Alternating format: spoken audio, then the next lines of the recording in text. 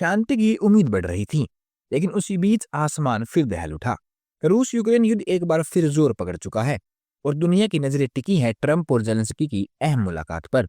ये मुलाकात जंग को रोक पाएगी या नई हिंसा की शुरुआत होगी। बीती रात यूक्रेन की राजधानी कीव पर बड़े पैमाने पर रूसी मिसाइल और ड्रोन हमले हुए हैं। शहर और आसपास लगातार जोर धमाकों की आवाज गूंजती रही। कीव इंडिपेंडेंट की रिपोर्ट के मुताबिक रूस ने बैलिस्टिक मिसाइलों से हमला किया।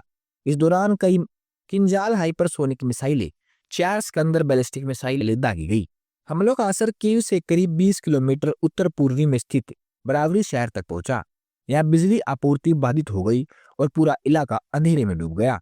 इस दौरान यूक्रेन की वायुसेना ने कीव और आसपास के इलाकों में ड्रोन एक्टिव पाए जाने की चेतावनी जारी की। खतरा अभी पूरी तरह टला नहीं है। युद्ध के इस माहौल में नजर अब फ्लोरिडा के मारे लोगों पर टिक गई है। 28 दिसंबर को ट्रंप और जेलेंस्की की मुलाकात होगी, जिसमें 20 सूत्रीय शांति योजनाओं पर चर्चा होगी। यूक्रेन चाहता है कि भविष्य में सुरक्षा के लिए अमेरिका की मजबूत गारंटी मिले, ताकि युद्ध विराम सिर्फ कागजों तक सीमित न रहे। इस योजना में सीमाओं पर हथियार मुक्त इलाका बनना है, अंतर्राष्ट्रीय सुरक्षा बलों की तैनाती, जापोरिजिया परमाणु संयंत्र के संचालन में और डोनबास जैसे युद्ध इलाकों पर बातचीत शामिल है। जेलेंस्की पहले ही कह चुके हैं कि उनकी शांति योजना 90% तैयार है और अब वह आखिरी सत्र पर पहुंच रही है। ट्रंप ने साफ कहा, जेलेंस्की के पास अब तक कुछ भी नहीं है जब तक कि हम उसे मंजूरी नहीं दे देते। हम देखेंगे कि उनके पास क्या प्रस्ताव है। क्या बयान बताता है कि अमेरिका खुद को सिर्फ मदद करने वाला नहीं, बल्कि आखिरी फैसला करने वाला मान रहा है।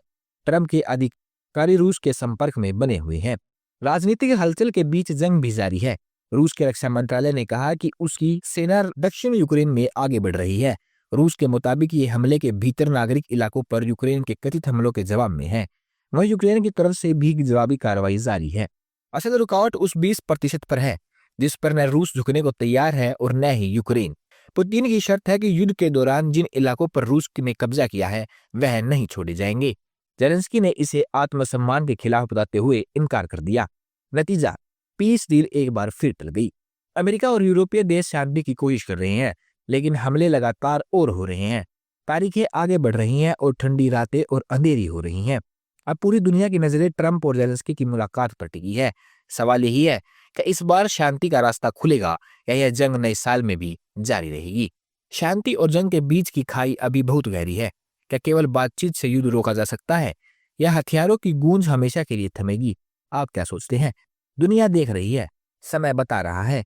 अपनी राय कमेंट में लिखिए और चैनल को सब्सक्राइब करें ताकि हर अपडेट आपको सबसे पहले मिल सके। मिलते हैं अगली बड़ी खबर में, तब तक के लिए जय हिंद।